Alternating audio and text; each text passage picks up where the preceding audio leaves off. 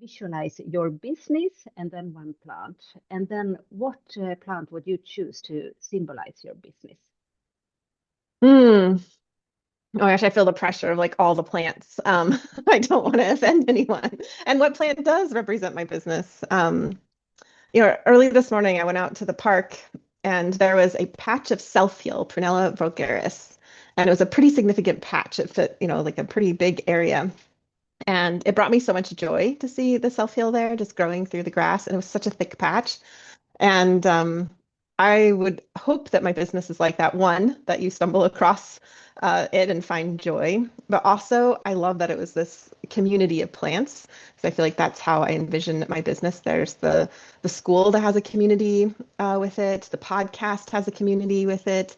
And my whole team, there's a community on how we run everything. So this community, different communities make up the whole school. And I'm always wanting to be joy led. So that's what the self hill was like this morning, this wonderful community of little plants that brought me so much joy.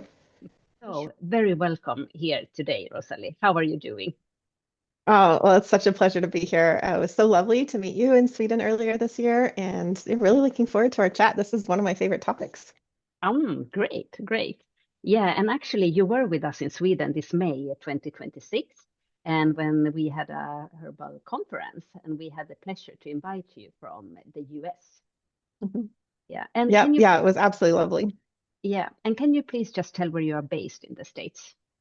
Yes, I live in Washington State, very close to the Canadian border, about 3 hours from the coast. So I'm inland, and I live in a valley, so it has all sorts of different ecosystems from the riparian river system. And I live in the forest, and then you can keep going up, up, up, up into the mountains, into, kind of these wilderness alpine areas as well.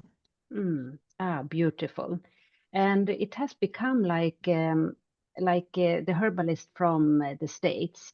It has become very natural for us in Sweden to follow you and learn from you. You are quite well organized and you're a very big community. And this is something that we would like to build up in Sweden as well.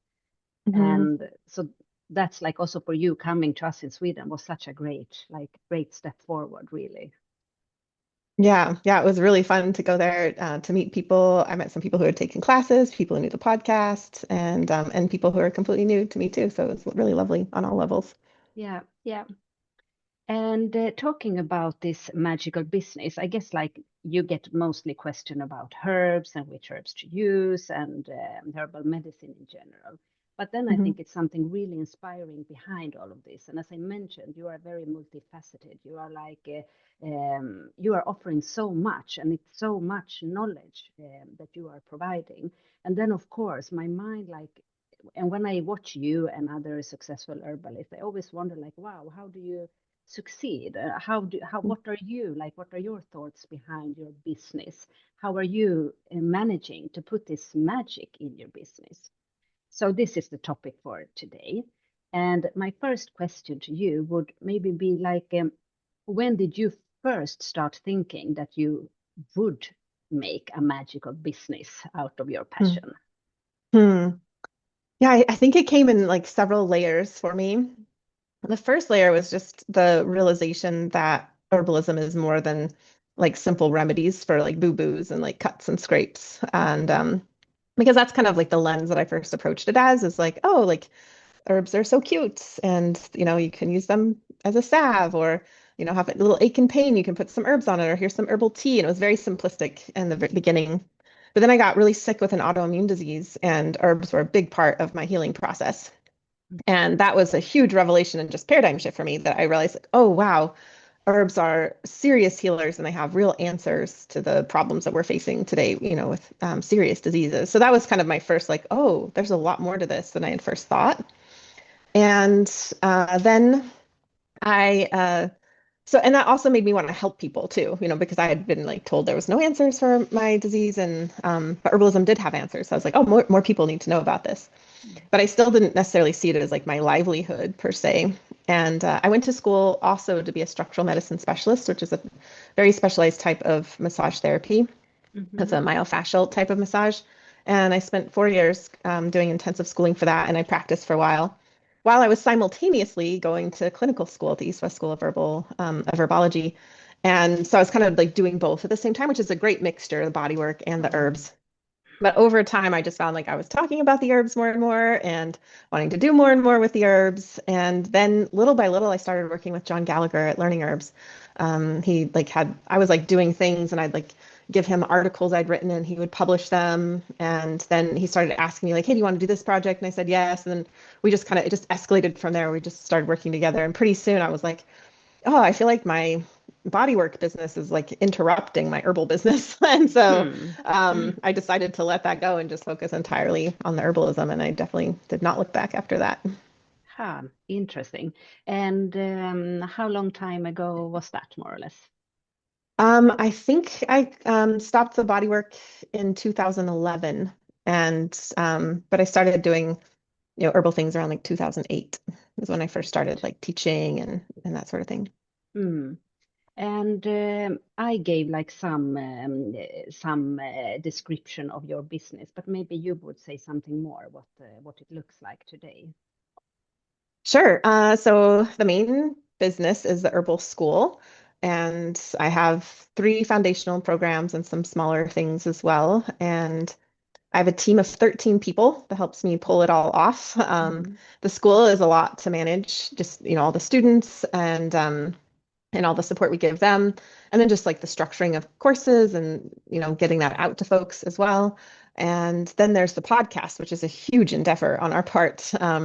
We have a weekly podcast, so a lot goes into the kind of project management. It's not a simple podcast in that like I made it probably way more complicated than it needs to be, but there's, a recipe every week that comes out and we have that designed by a couple different people, both botanical illustrations and recipe cards. And so setting up all of that in the back end is a lot. And so yeah, that's kind of the main focus really is the school and then the podcast as well. Yeah, but you are in two podcasts, or you have Yes, I your, am. yes, and Yes, I maybe give am. the It's names funny. of. I almost start to, yeah. So I have the Herbs with Rosalee podcast, which is the podcast, for the Herbs with Rosalee School and Business. And then my business partner and good friend Mason and I started a business called Folk Methodology. And we have a couple of projects under that. Folk Methodology is like our creative herbal production studio. And we have a podcast called Herbalist After Hours, where we sit down with folks and chat with them after hours. And it's kind of like a real look at herbalists and herbal culture and just like who is it behind, who are herbalists and what are we thinking about and who are we as real people. And then we're starting a new project called Into the Weeds, which is more of a documentary series where we're traveling to different locations and looking at herbalism in a particular place. Like, what does it mean to be an herbalist in a particular ecosystem in a particular community, and how are people practicing herbalism today? And Wow. we have other ideas as well for the productive studio, so just limited by Mhm. time, really, Right. not inspiration. Yeah, the day only has 24 hours, right? Yeah, yeah. Yeah, yeah, yeah, yeah, yeah, yeah. Okay, I got a bit of goosebumps when you talked about the traveling and the herbalists in the different ecosystems, and beautiful, beautiful. Oh, I'm excited to hear that. Yeah, Yeah. we just did our first location and excited to do more. So Hmm. we're just creating it out of like I like, kind of joke around like we don't really know what we're doing. So we're gonna find out as we do it, because there's like the things we don't even, yeah, there's so much unknown, but with any kind of new creative project, you have to do it in order to understand it. So that's Sure. where we're at right now. Yeah. Yeah. Okay, so here definitely like the fun part where you mentioned your herb, how you would like to visualize your business, so you can see like this component of fun, like being part of it. And okay, so from the beginning where you started to like where you went from where you had the revelation also that herbs are a great healer, and where you are now, what would you Mhm. say has this been happening, or have you had a great master plan? Um, I don't know that I had a great master plan in the beginning. It was very much just like I did what was inspiring to me. I did what I wanted to do. And in the beginning, it was very simple. Like I had a blog, which I don't have anymore, but that was my first blog. And I had an email list. And so very early on, I was just kind of emailing people. And then I worked a lot with learning herbs, and I created courses, online courses with learning herbs. into that for a while I also had a consultation business. But it was really just kind of like piecing different things together that I was interested in. Mm. It really wasn't until around like 2020, 2021 that I had like the vision of like, oh, I actually want a full school, my own. And I wanted to, really lean into that. I love teaching. I think that is my calling. Mm-hmm. And so yeah, I really leaned into that and creating a school. And the podcast came out about that same time as well. So in some ways, like I've been an herbal entrepreneur, for a long time. And then some ways it's like I also kind of had a clear vision, just 6 years ago or so. Which, Mm-hmm. wow, that even sounds like a long Wow. time. Yeah. So, Yeah, it does not sound like a long time, right? Yeah. um, And it also coincides with the pandemic, yeah, which was just actually. kind of coincidental for me, really. Mm. So many people like went online and had to rethink their business during that time, and I was already doing that. I taught my first online webinar in 2008 before people like knew what online webinars were, really. So, Mm. yeah, Yeah. it was a coincidence for me, really. All right. But so Mm. sometime between like before that, you went like from having a smaller scale to then Mhm. scaling up. Would Mhm. you say that? Yes, that is accurate. So for a long time, it was just me. Mm. And then after a while, I got an assistant and Michelle, and we worked together for a long time, just the two of us. And so she did like kind of a lot of back end stuff and just kind of like the day-to-day thing and just, took things off my plate. And then um, and then when I just decided to go all in, that's when the team grew a lot. And I definitely also, I think one of the biggest hurdles that people have, herbalists have, but many could be many different people, is that we are like our own best kept secret.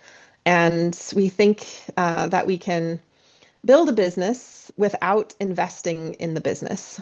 Mm. And also by like, there can be sometimes, not with everyone, but kind of a fear of like being seen or a fear of growing. And so it's like when we have that, sometimes we're our own biggest hurdles, right? And we're just like, it's difficult if we have this like, oh, like I need to make money, but oh, I don't want to be seen, or oh, I don't want to be too big, or oh, and like fear of like Mhm. what that means. It's like we're just stopping ourselves the whole time. Mm. And one thing that I think was in my advantage is that I started taking marketing classes very early on. And Yeah. there's so many great marketing classes out there. It's easy to think of marketing as like sleazy or slimy or gross. It does not have to be. I think the most beautiful, and I have come to love marketing so much because I think when done well, marketing is our truest, authentic self, fully displayed to then attract people who are like looking for that as well. Mm. And so it's not about pressuring people, or it's not about like being fake, or it's not about like trying to, whatever, manipulate with all the like bad associations that people might have without marketing. It really is saying like, this is who I am. These are the gifts that I offer. This is what I have for the world. Are you looking for that? Oh, you are. Great. Come on in. That's Mm. marketing done well, I think, Yeah. and done to like an authentic self. It's also a lot for me. It was very hard. I was not good. Like I see people who are like inherently good at marketing and they just like get it. There are this wonderful couple. They live just down the road from me by coincidence. I live very rurally, so they live just down the road from me, but they just started a donut business a few years ago. And oh my gosh, like their marketing straight out of the, gate was just so incredible. It was so inspiring, funny, engaging. And I was just like, wow, I have spent so much money and so many years in marketing and they just nailed it. I was not like that. I like needed a lot of instruction and still do. Um, Mm. so yeah, but early on, I did a lot of marketing, and in the beginning, like for years, I just did like free, like anything I could get my hands on for free, reading articles, podcasts, just whatever there was out there. I just did it for free. I kind of piecemealed it all together, but I spent a lot of time thinking, like, how do I show what I have to offer? How do I communicate that? And Mm. there really is a brilliance to that. There's a complexity to that. How to like sometimes like for me, like the way I wrote didn't sound like the way I talked. And so I had to learn those skills of just like how to write Mm. better, to describe what I do, so many different things. So yeah, it takes also like an incredible amount of marketing work, I think. It has for me anyway. Mm. Yeah. One of my early coaches said that if you wanted, and this was like more as a consultation business, and she said that if you want to start a consultation business, like a one-on-one thing, she says it'll take at least 6 months where you spend 2 days a week, 2 full days, like 16 hours a day, 8 hours a day, 2 days Mm. working on marketing. And that kind of like blew my mind at the time. But now I Yeah. like, there's no hard, fast rules, but I agree with that. You Mm. can't just like do a little thing and then move Yeah. on, do a little thing and move on.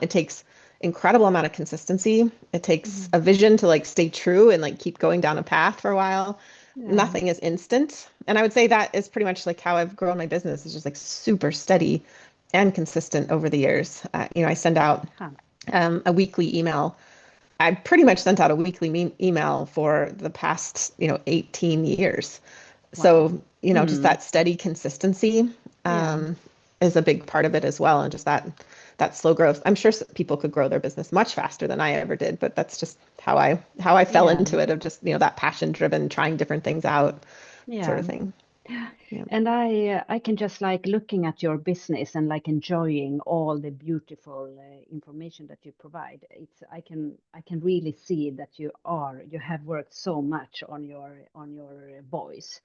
Mm, And I would just like recommend your newsletter to everybody, the combination with beautiful drawings, and you can really see that there is a consistency. And then of mm, course it's also nice that you combine this with saying that you are a team, and maybe the mhm, team is needed also mm, to make like you say, you need to have like the courage to invest mhm. somehow. Absolutely. And I definitely, the first time I hired an assistant, it was so scary. Definitely. Mm. And I mean, I would say every step of growing the business has been scary. And, it does take courage and belief and just, yeah, wherewithal to do it. But I'm at the point now, there's no way I could run the podcast on my own. There's no way I could run the school on my own. I mean, even the weekly newsletter, which is a big part of what I do too. I send out two newsletters, actually, the one about the podcast and one I do a Q&A Sunday as well. I couldn't do those without the team now, it's all of Mm. it. So it's Yeah. very important to have help because there's only so big you can go, just on your own. And the Mm. other thing, well, we can save that for later, but it's definitely like depending on someone's vision for their business, it's very difficult to like wear all of the hats. Mm. Just like that's just very few of us are skilled in every single area of running a Yeah. business, whether that's like Mm. bookkeeping or editing or, Yeah. knowing how to post on social media or whatever, there's just so much going on. Yeah. Yeah. And that's like also looking at my business, then of course you're like laughing sometimes, like what if people would imagine all the things you do when you run a small business and you're only like one, two, three people. It becomes like almost humoristic from time to time. Oh And yeah. Well, I had to have that right now with folk methodology. So Mason and I started a new business. I ah, don't have my team helping with that business. yeah. It is pretty much Mason and I, but we do have like kind of, help here and there for sure. But it's Mm. basically the two of us. And, we ran a course this year. We did a nettle immersion, which was really fun. But suddenly, we had hundreds of students and emails to keep up with and just all sorts of things. And like, I really missed my team, but it was like a real like eye opener of like, oh yeah, this is what it's like, when you're just starting out. That's just the way, because that business is very small. That's just the way it is right now, just it has to Yeah. be the two of us. But it's been very like grounding and Hmm. yeah, Yeah. just oh yeah, this is what it's like. Yeah. And so many questions are like popping up in me now. But how, when you take those decisions, like for example, you need to hire one, you need to make a bigger investment, and when you need like Mhm, it's of course then fear is coming up, and then of course you need to have like courage and believe in that, and no one knows what the future will look like. But mhm. how do you take those steps? And do you maybe use some herb or something when you do that? Yeah. Well, one of my biggest hires was Nicole. Nicole Paul. She's my operations manager for the whole school. And I Mm. took a particular business course that was talking about that small businesses are ideally run by like two heads. One is the visionary, and then one is like the operator. And all of that made so much sense to me because I could see like my skill set really is the more like a visionary role and like creative content and like, I want to be the one who's teaching, who, has the herbal knowledge.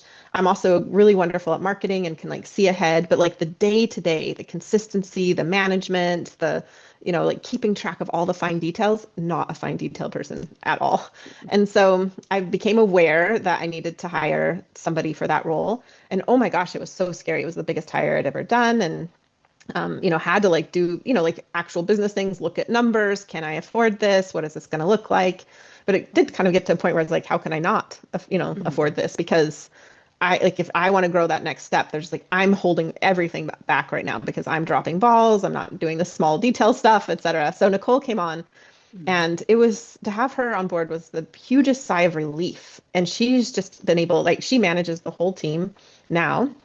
And she just keeps everything going. She thinks ahead. She runs the school basically. And Wow. yeah, it really became a thing where like I just realized like, oh, in order to make that next step, like I'm going to have to grow, and that includes, Mm. Nicole. So Yeah. yeah, it's just kind of that realization. It's scary, but also just like, oh, but I have to, like this is the Mm. next step, Yeah. So But do you yeah, I'm have not sure if that answered any? your question, Yeah, yeah, Carmela. sure. But and then it's like, what do and who do you lean into then? If I put the question like that, do you have a mentor, or do you like Mm, have your partner, or do you have mhm. an herb? Yeah, yeah.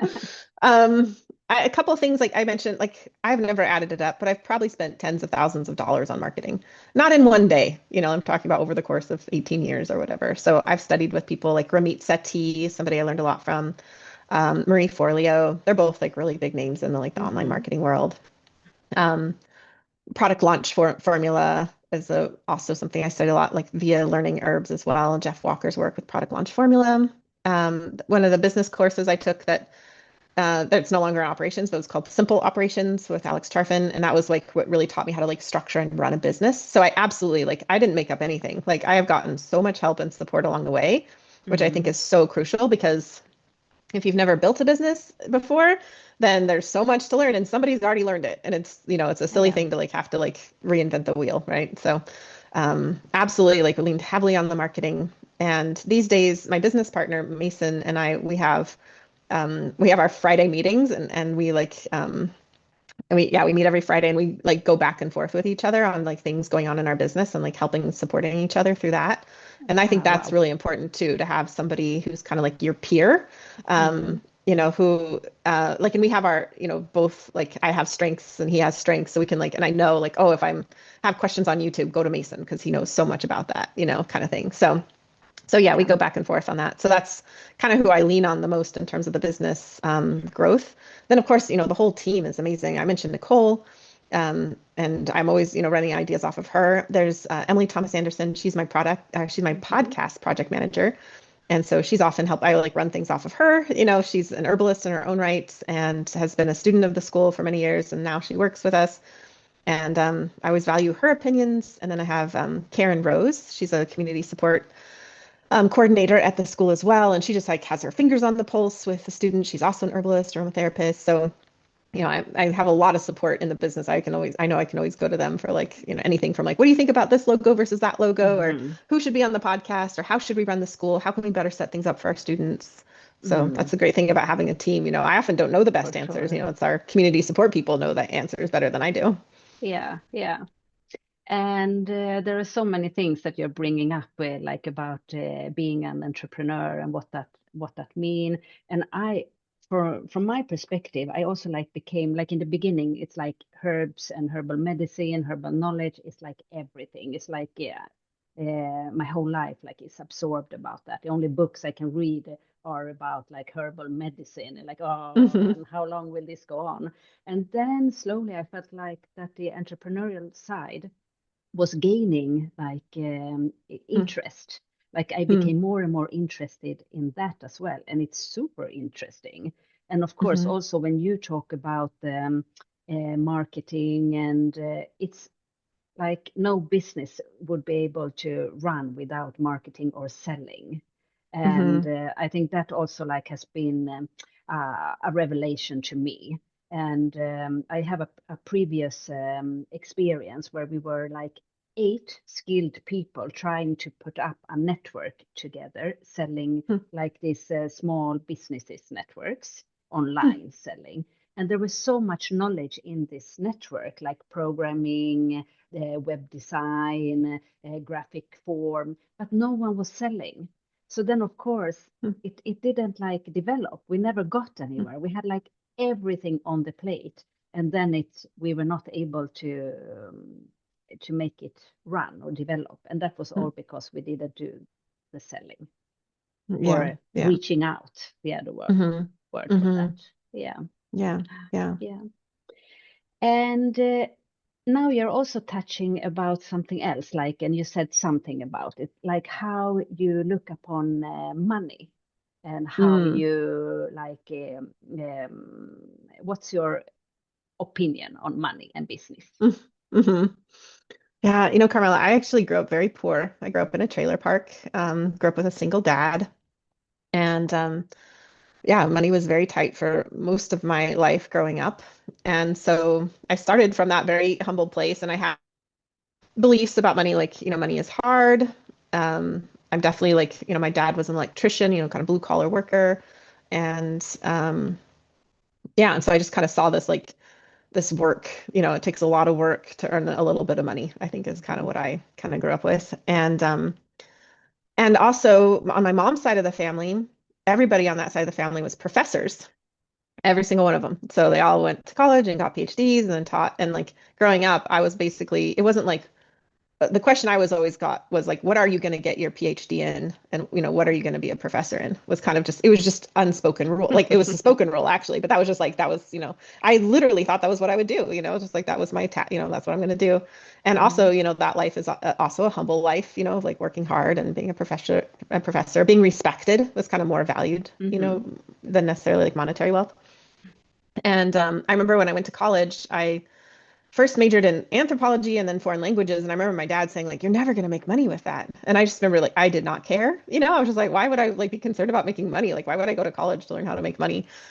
So like, money was not like a thing for me, it just wasn't out there. And then I remember I was with a friend and we were somehow talking about money, and I don't know, something, I can't quite remember it, but I think she like kind of saw my like reticence about money or just non-interest or whatever. And she said something to me. She said she was very successful as a young person. And she's like, yeah, I just love working. And she's like, so I might as well make money while I'm doing it and take care of my family. And it was just so clean the way she said it. And I was just like, it made so much sense. And I was like, oh, okay. And it did have this like energetic shift for me. Like I often think of that, of just being like, oh, that's okay. It's okay to want that, Now it's an interesting thing being an entrepreneur and business owner, that I like the money that comes into the business is not my money. I'm like doing my best to make a really good living so I can pay my team. Like I want my team to be here. I want to pay them a good wage. I want them to be happy. So it's kind of this interesting thing now of like, it's so much bigger than me. And like, I can't live small in that way anymore. And I can't think like, money is bad or I don't want money or all of those things, because like it's my duty as a business owner to bring in money to pay my team. And, so that's a big shift. And, sometimes I'll get, just random people telling me how to run my business this way or that. And I'm like, you don't even know like what it takes, to like have a successful business, not just, and then, there's of course like the team members and like paying their salaries, but also, to then pay, for all of the things that go behind an online business, just all the things, paying for like course platforms and just all the softwares and everything. So yeah, that's my job, is to keep the business afloat. So I have to do that in the best way I can. And I hope I do, get again, like with the joy-led thing, I see our offerings as a service, and we have like a plethora of different offerings in that way, in terms of, the podcast is free. There's a membership if you want to support the podcast, but, the podcast is free to versus, to up, our foundational courses. So, but I feel all of them, whether they're free or have a price tag on them, are a service, and that we're all like providing to the world. Like we are giving our life energy to create these experiences and products and pieces of information to then give them to the world. And then, and it's our job to like do that in a way that people resonate with and find value in, so that they then want to support us. And it's this reciprocal thing that keeps coming back and forth. And that's another really big part, I think, of my vision and goals, is to always be listening. What do my listeners want? What does my audience want? What do my students want? How, like the question always is, how do I be of best service to them? And then of course you also need to have a lot of faith that money will be there. And now you have this almost like a tribe that's that's with you, that you provide for. But then Hmm. you cannot, and then of course you must be somewhere between like being scared and having faith that everything will work out.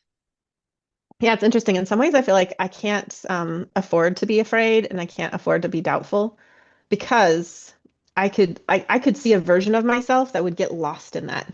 Mm, Absolutely. Like, I could see myself just like taking on like the pressure of providing for the, 13, I'm included in that 13, but for 12 other members of the team. And I could see, the chaos of the world today. And, our courses are like many of the courses out there are lower in number, and I could be worried about that. But I mm, just can't be like, I can't afford to spend my time thinking about that because all of my thinking needs to be like, what do people need? How do I serve? And mm, within that, there's also this, how can I have a variety of different offerings that meet people where they're at? And so there's definitely having a strong business in that you want to be able to not put all your eggs in one basket kind of thing. mm, Absolutely. But yeah, mm, it's definitely, I can honestly say that maybe I just do have faith and I just can't spend a lot of time in fear because I need to be looking forward. And I think mm, also I really like firmly believe, and I think it's just who I am as a person too. I want my offerings to be joyful, not mm. fear, and I think that's like if I spend a lot of time in fear and worry and anxiety, which again, I could totally go there, but I think that's going to like emanate from me, that's Yeah. going to change how I write. It's going to change how I do my reels. It's going to change how I do my podcasts. Like that becomes then the focus. And I don't want that. I want to stay Mm, joy based. I want to be looking forward mm, with optimism. mm, mm. Ah, nice, nice, true. And yeah, I was thinking now of one herb that I've been reading about. I've been reading Rose Bennett's book. Ooh, lovely. Yeah, I don't remember the title now, but she is talking a lot about the Mm, burdock root, which I've been hmm loving like since forever.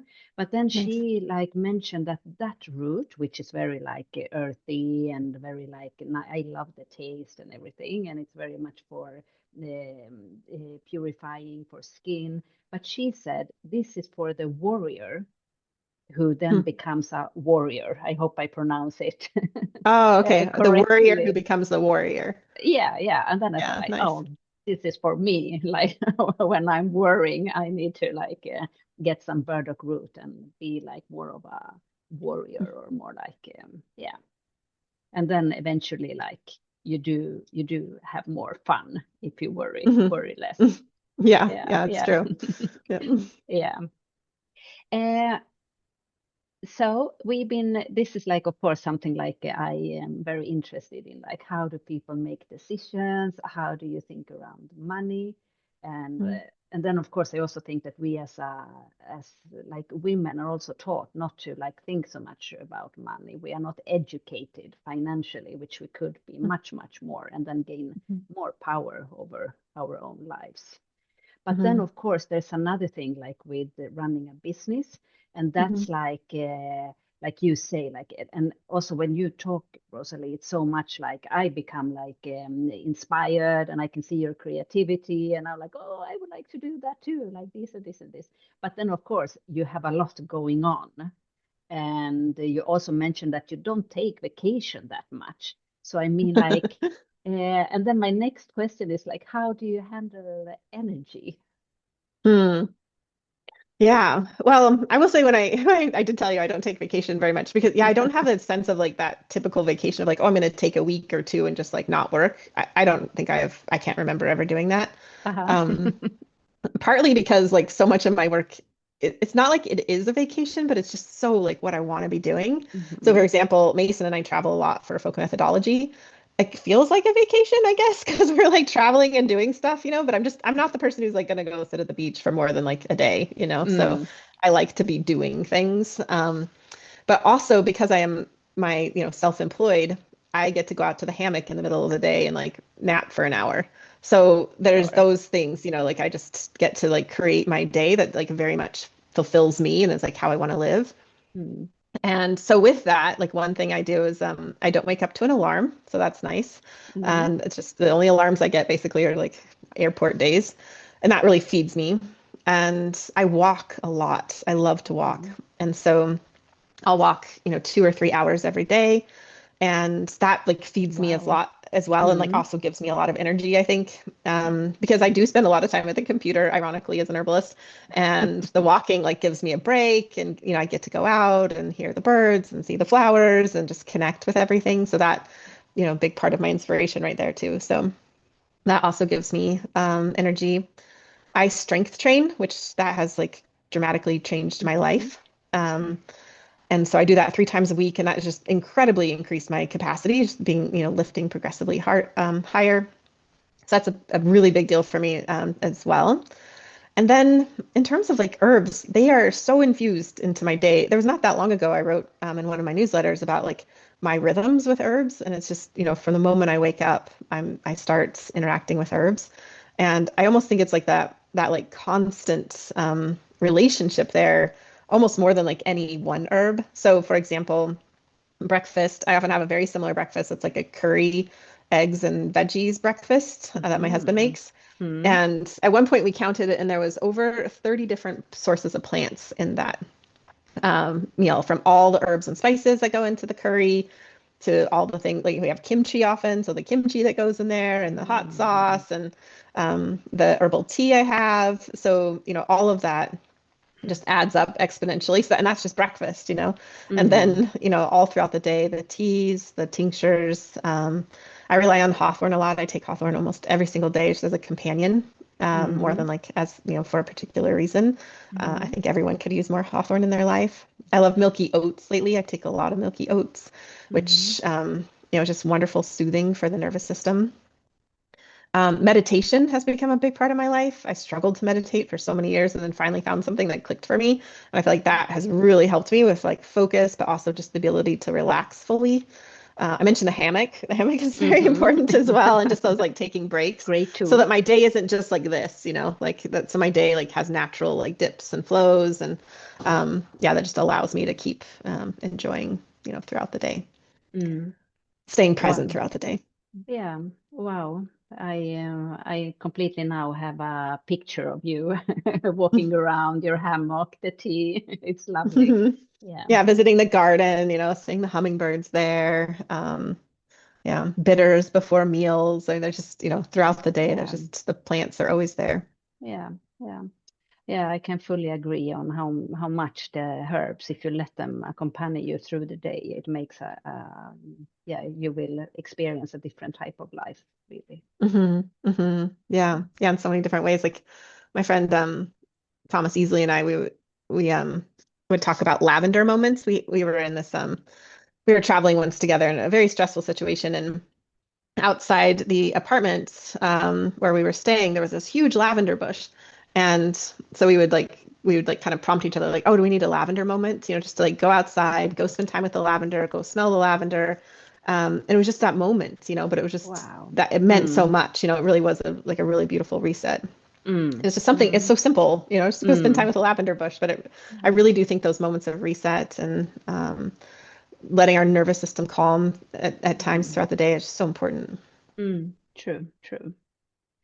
Thank you so much, Rosalie. You've been like guiding us through your whole like your journey, touching on certain points in your business life and where you are now. And to round up, if you agree, then I would Mhm. like to ask you something about the future. Where do you Mm. envision like that herbalism will be like in 20 years? What do you think we will like talk about in 20 years that we don't do now? Hmm.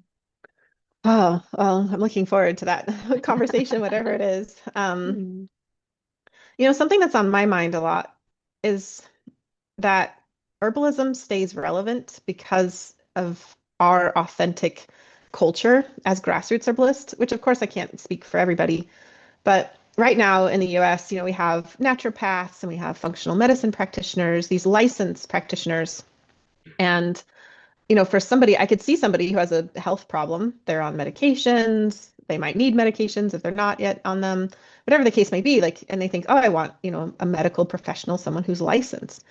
So how do herbalists stay relevant when we have these? And I mentioned functional medicines and naturopaths because they give herbs, and they talk about herbs, they're giving supplements. on the like very superficial sense, they're doing what we do, Mm. but they're licensed and they have more, purview over like pharmaceuticals, et cetera. So how do we stay relevant with that? And I'm not here to weigh in on the licensing debate. So that's not what I mean necessarily. But what I see as unique to herbalism, the grassroots herbalists, is that we care about the earth and we care about deep sustainability. We care about living our lives in a different way. We believe in connection to the plants, relationship to the plants, reciprocity with the plants. We're recognizing our interdependence as humans with the entire earth. And I think that's so beautiful, that connection to the plants themselves. For most, again, I hate to like stereotype, but I'll just do it anyway to make my point.